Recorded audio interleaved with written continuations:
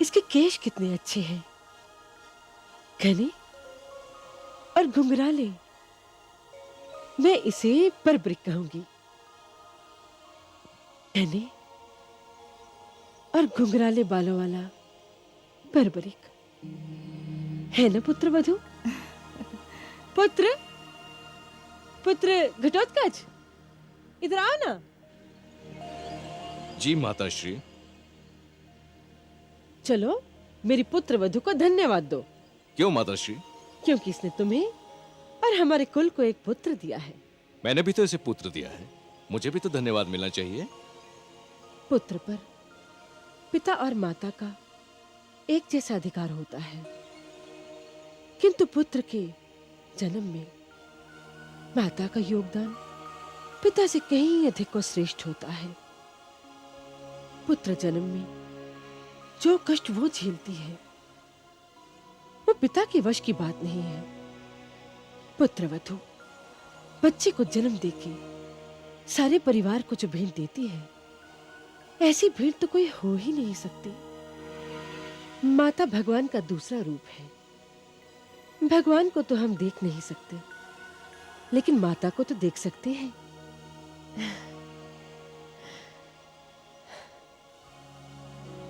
जाओ, अपने पिताश्री के पास जाओ। हमारे पौत्र के जन्म का शुभ समाचार सुनकर वो अति प्रसन्न होंगे।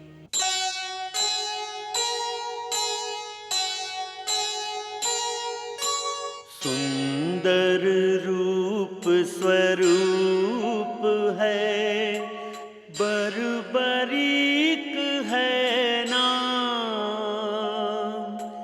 देखें बनते हैं यही कैसे खाटू श्याम,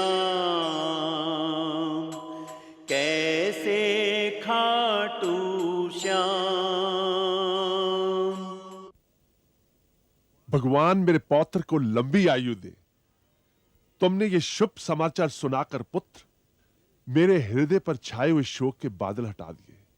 बहुत दिनों से कोई शुभ समाचार सुनने को नहीं मिला था। आजकल तो। पिताश्री, आप चुप क्यों हो गए? क्या किसी संकट ने आ घेरा है? घेरा तो नहीं है पुत्र, किंतु लगता है कि घेरने की पूरी तैयारी कर रहा है। मुझे भी तो बताइए पिताश्री। कभी कभी परंपराएं भी गले का फंदा बन जाती हैं पुत्र। आप मेरी उत्सुकता बढ़ा रहे हैं पिताश्री। दुर्योधन ने हमें द्वैत क्रीड़ा का निमंत्रण दिया है और बड़े भैया ने परंपरा के अनुसार वो निमंत्रण स्वीकार कर लिया है। तो क्या हुआ पिताश्री? हुआ नहीं, होने वाला है। अवश्य ही ये द्वैत क्रीड़ा किसी षड्यंत्र का अंश है, और हो ना हो इसके पीछे मामा शकुनी का मस्तिष्क काम कर रहा है।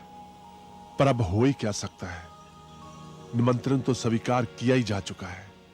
द्यूत क्रीड़ा तो पांसों का खेल है पिताश्री, और पांसे तो किसी के भी पक्ष में गिर सकते हैं। तायाश्री दुर्योधन के पक्ष में या हमारे पक्ष में।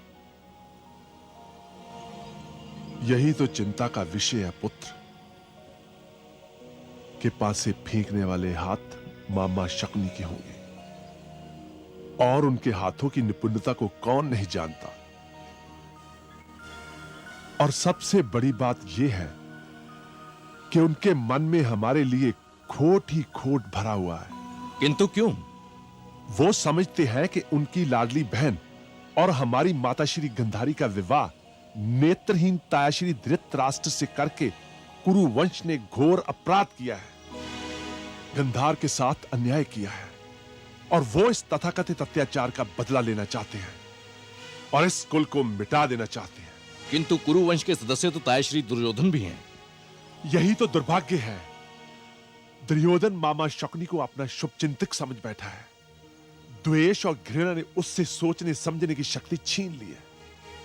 उसे तो यह भी दिखाई नहीं दे रहा कि मामा शकुनी का पहला वार हम पर हो रहा है, किंतु उसका अंतिम वार दुर्योधन और उसके सहयोगियों पर होगा। यह तो बड़ा दुख का विषय है, किंतु जब निमंत्रण स्वीकार कर ही लिया गया है तो अब इससे पीछे हटना भी संभव नहीं।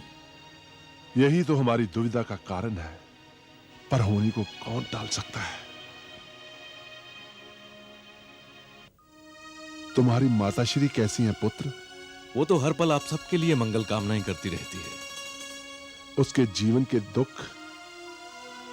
और अकेलेपन का कारण भी मैं ही हूं। मेरा मन कहता है कि मैं उसके पास जाऊं और उससे कहूं कि अपनी प्रतिज्ञा तोड़ दे और हमारे साथ आ जाए। वैसे भी इन दिनों मैं बहुत अकेला पड़ गया हूं पुत्र। मां से कहना कि वो अपनी प्रतिज्ञा तोड़ दे। नदी से कहना होगा कि वो अपनी धारा की दिशा बदल दे। उनसे कहना कि मैं लज्जित हूं। उनको और पुत्र तुम दोनों को मैं वो प्यार न दे सका जिस प्यार पर तुम दोनों का अधिकार था, किंतु हो सका तो तुम दोनों के अंश का प्यार मैं अपने पौत्र बर्बरिक को अवश्य दूंगा। मुझे जब भी समय मिला तो मैं अपने परिवार से मिलने अवश्य आऊंगा।